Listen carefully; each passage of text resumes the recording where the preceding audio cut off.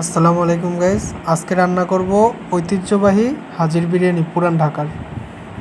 এখানে 1 কেজি পরিমাণ মাংস নেওয়া হয়েছে, এরপরে আলু দেওয়া হয়েছে পরিমাণ মতো, আপনারা চাইলে না দিতে পারেন। এখানে আদা রসুনের পেস্ট দেওয়া হয়েছে, এখানে হলো চীনাবাদাম বাটা অথবা পেস্ট করা, এখানে হচ্ছে গুঁড়া দুধ দেওয়া হলো। গুঁড়া দুধ আপনারা একটা আন্দাজ মতো দিবেন। এরপরে এখানে দেওয়া হচ্ছে টক দই। টক দইটা আপনারা চাইলে একটু কমও দিতে পারেন, আমরা একটু বেশি দিলাম। এখানে হচ্ছে অনেক রকমের মশলা গুঁড়া করে বেটে নেওয়া হয়েছে অথবা পেস্ট করা বলে। এরপরে এখানে একটু তেল দেওয়া হলো। এই মশলাটা চাইলে আপনারা কিনেও আনতে পারেন, এটা বাজারে বিক্রি করে। এটাকে হচ্ছে আপনারা বিরিয়ানির মশলা বললেও দিতে পারে, আপনারা চাইলে বিরিয়ানির মশলাটাও দিতে পারেন। আমরা এখানে অনেক রকমের 10-12 রকমের মশলা একসাথে মিক্স করে নিয়েছি।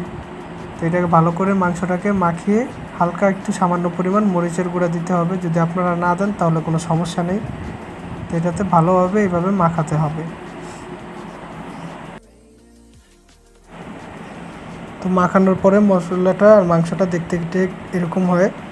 এরপর এটাকে চুলাতে বসিয়ে পুরো ফুল হিট দিয়ে বাড়িয়ে দিতে হবে, এবং বাড়িয়ে দেওয়ার পরে এই মাংসটাকে নাড়তে হবে।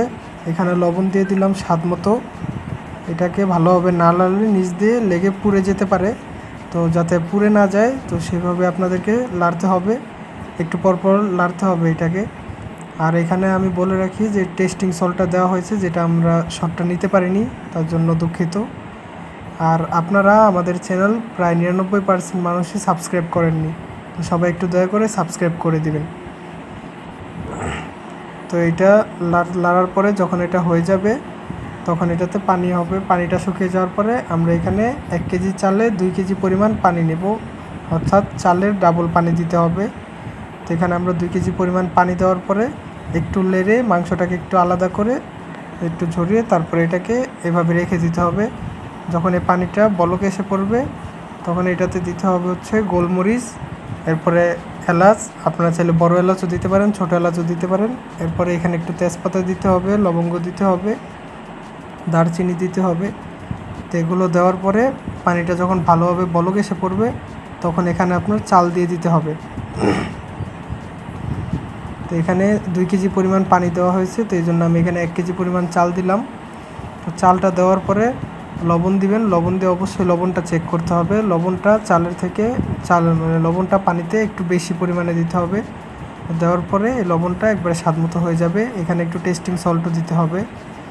তো দেওয়ার পরে লবণটা ভালোভাবে চেক করতে হবে। লবণটা হয়ে গেলে তখন এটাকে চাইলে আপনারা একটু ঢেকে রাখতে পারেন অথবা আপনারা এইভাবেই রাখতে পারেন, তবে এটাকে লাড়তে হবে একটু পরপর, না লাড়লে এটা নিচ দিয়ে লেগে যাবে।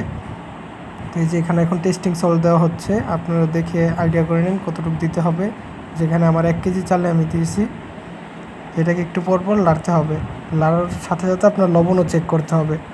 একটা জিনিস মনে রাখবেন, লবণ কম হলে সমস্যা নেই, আপনি চাইলে দিয়ে দিতে পারবেন, কিন্তু বেশি হলে খেতে পারবেন না।